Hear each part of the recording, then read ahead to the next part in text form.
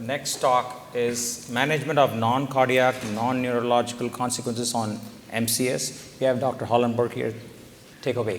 Thank you very much. I'd like to thank the organizers for having me. It's really a pleasure to be here and a chance to tell you about all the non-cardiac, non-neurologic consequences of mechanical circulatory support in 7 minutes. I have nothing to disclose that's relevant, except that I do have a new family member. Always get the sympathy of the audience by showing your cute dog. Very good. Speaker tip. It's the only one I have. So I want to try to lay out, in 7 minutes, I'm not going to tell you all the detail about everything, but I want to try to lay out a way of thinking about this. And it's sort of laid out on this slide. You have your initial shock. You decide to put in some sort of mechanical circulatory support.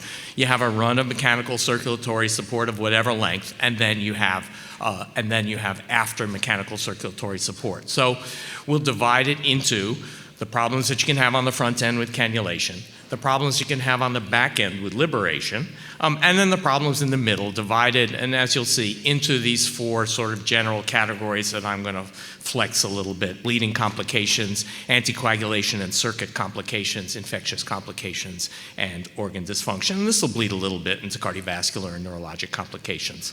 So here's a slide about the incidence of mechanical circulatory support complications. It turns out to be data from an Italian Impella registry. And what you can see is there's an overall population. There are patients with cardiogenic shock in red, and there are patients with high-risk PCI. You can easily see that the ones with high-risk PCI have a lower complication rate than the ones in cardiogenic shock, and the overall complication rate for cardiogenic shock is somewhere in the 30%, and hemolysis somewhere around 20%, access sites somewhere around 10 or 11%, limb ischemia also somewhere around 12%. And then on the bottom you have independent predictors: overall complication, shock, RV dysfunction, peripheral artery disease, any protection device, et cetera, et cetera.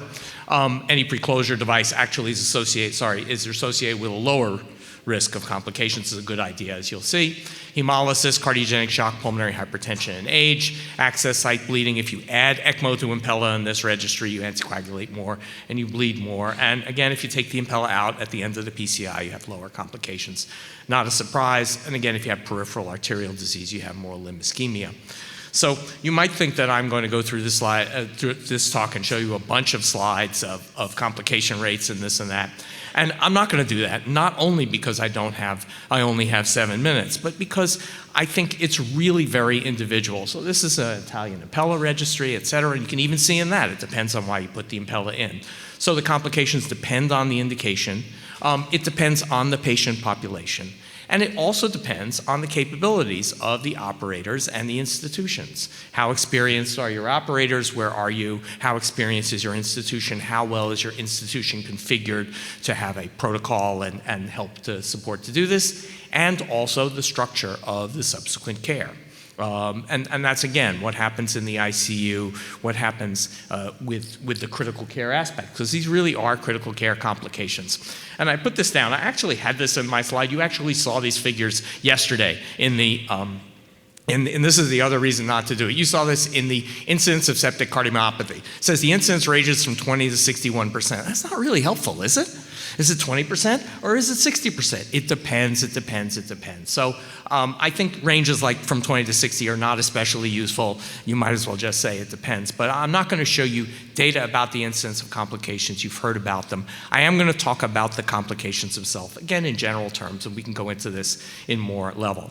So cannulation problems. You can get in problems with the arterial puncture and the access and this and that. If you're going into a vein, you can get in problems with the vein and you can lacerate the vein and have bleeding. If you're in the chest, you can wind up with pneumothorax, and if you're in the heart, you can wind up with tamponade.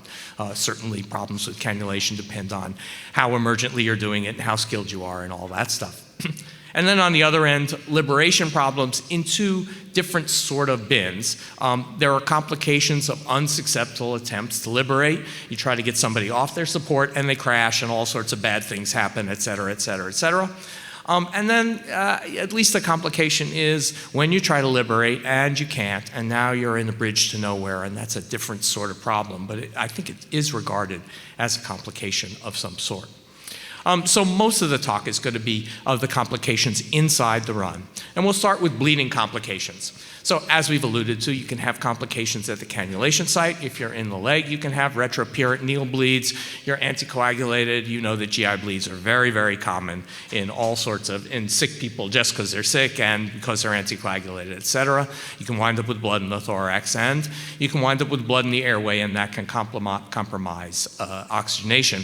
Now, DVT is in there. It's not quite a bleeding complication, but it is a complication with the blood, and we'll allude to this later. You can not clot enough, or you can clot too much, and you wind up with deep venous thrombosis, either on its own or downstream of some sort of venous device. What can you do to minimize these complications? I think you all know this, but ultrasound guidance to put in things is a good way to put it in the right place first time, or maybe the second time, but it's certainly useful. Micropuncture, very useful. Use a small needle to get in there and then size up as you can. It's a really good technique.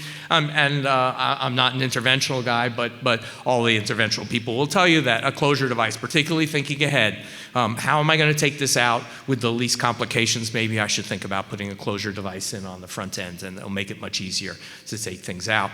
And DVT prophylaxis, worth thinking about, even if you're having bleeding. DVT prophylaxis, I'm not so sure I believe in compression devices, but you at least ought to be thinking about DVT prophylaxis every day because it's bad when it happens. All right, so let's go to anticoagulation and circuit complications. You have hemolysis, and that in various sorts of devices. Your Impella is a blender, and it chews up the cells. Your intra-aortic balloon pump, your ECMO circuits, your CRRT circuits all have the potential for hemolysis.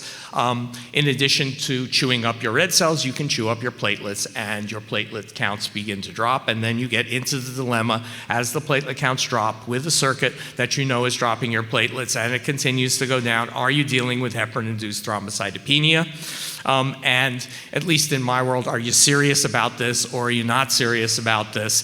If you're serious about it, you're going to take all the heparin, switch to something like argatroban, and go from there, and wait for your test to come back however long that takes. And if you're kind of not serious about that, you say, it's probably a device, but let's send the hit antigen.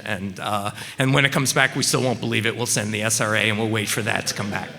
I shouldn't say this out loud, but I've been there. And then the devices itself can get thrombosed, and the circuits can get thrombosed, and you have to make sure that you have anticoagulation. As you know, fibrin can deposit in the ECMO circuits, and you need to watch for that. They get less efficient as that happens. So what can we do to minimize that? Well, in some contexts, we can think about local anticoagulation, and that's maybe starts and stops with putting your anticoagulation through the purge of an axial flow device or local anticoagulation in a CRRT circuit. You want rigorous attention to the intensity of anticoagulation. You want to pick a level, and you want to stay there. You don't want to go up and down and back and forth. You don't want it too low. You don't want it too high. There's some literature, I don't know it that well, but there's some people who argue that if you use a heparin alternative up front, like argatroban or bivalirudin, and you follow it with a 10A level, then you don't have to worry about a heparin-induced thrombocytopenia. It makes it tougher to follow. It's not quite clear, but there is some literature that says that may or may not be safer. Attention to pump speed. Certainly the faster that blender runs, the faster it chews up cells and platelets. And so trying to get this pump speed right, the lowest level that you can use that is still compatible with your hemodynamic goals is important. And you have to have a high index of suspicion about all this stuff. You really have to watch very vigilantly.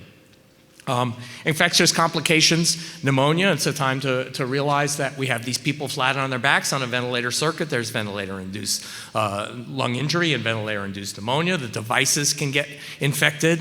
We try to put them in, and you change all the lines but the device, but you can't, because you can't take the device out. But that doesn't mean that the device is immune to infection. The circuit can have infection. We have to pay attention to sampling from the circuits. And you can get bacteremia, and bacteria in one place can wind up in another place, including on your device. It's sort of bad when that happens. And you'd like to minimize these with sort of the standard things. rigorous attention to sterile technique, and you may or may not have great sterile technique when somebody with Sky Stage E just crashed, but you can then think about those lines and do you need to replace them, et cetera, et cetera. You want to dress them carefully. Peri-procedural prophylaxis is pretty much standard and actually has some value. And again, you have to have a high index of suspicion for infection. The white cells come up, the catecholamines are raising your white cells, the epinephrine is raising your white cells, but a high index of suspicion for infection is important. That doesn't mean that everybody has to have antibiotics all the time. And finally, organ dysfunction. Organ dysfunction in the respiratory system, the liver system, et cetera, et cetera. If you could just show me my summary slide. Let's show me my conclusion slide. Give me 7.5 minutes. If we could. So, I mean, the summary slide, the bottom line, yes, thank you. Thank you. I'm persuasive, or either that or pathetic, one or the other. You're supporting the heart, but there are lots of other things to worry about. In particular, the bleeding is hard. It's hard to tell the same circulating cells that you want to clot to stop the bleeding over here, but you don't want to clot your device. They're smart, but not that smart. A little bit of obsessive compulsive disorder is a really good thing in critical care. You've really got to be vigilant all the time. And this means that all the members of the team have a vital role to play. You can't do this yourself. You need a team, and the team really has to work together. Critical care is a team sport. Thank you very much.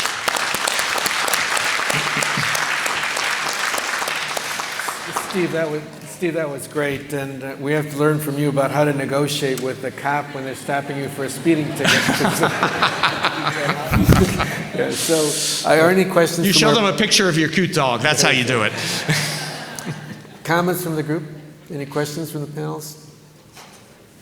The other thing I would say is the issue of vascular access after you've established somebody on ECMO or impeller and they're in the unit for a period of time. The issue of all the other lines they get, having a SWAN, which they all should have a PA catheter, but the CRRT lines, the extra triple lumen, maybe the impeller on the other side, maybe the integrated perfusion. I mean, that's just one of the biggest issues is all those other lines.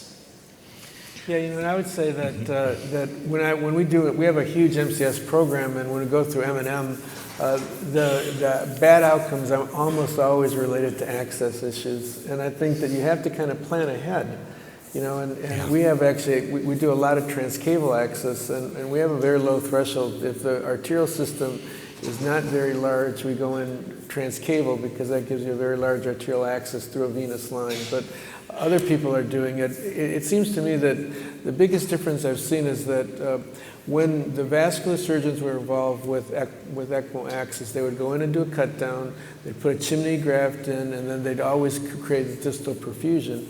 And they rarely had problems with the kind of ischemic stuff that we as interventionalists are doing. We've got to up our game a little bit because I see a lot of vascular ischemia and really large bore sheath complications as a result of this new group of cowboys coming into the fray, which are the interventional cardiologists that are doing a lot of VA ECMO.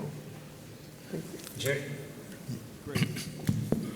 Great talk. Want to get your feedback on monitoring heparin using the PTT or activated 10A. My bias has always been more bleeding when you have these pharmacy protocols based on 10A and those on MCS. Not a lot of data, but your thoughts on safety to minimize bleeding complications in this patient population? I hate to duck this question, but I'm going to. But not so much, I'm going to say it matters what your unit is used to. I think you're going to want to do it the same way all the time. So I've been in 10A units and I've been in PTT units, and I think it goes from nurses to APPs to house staff, and it doesn't usually get up to you. And you want to have an institutional protocol, but if they're used to measuring 10A, then you ought to stick with 10A. If they're used to measuring PTT, I'd probably prefer 10A. I think it's a little more precise, but if you're used to measuring PTT, I think you ought to do that. What you probably shouldn't do is a little bit of this and a little bit of that. Thank you very much. Thank you.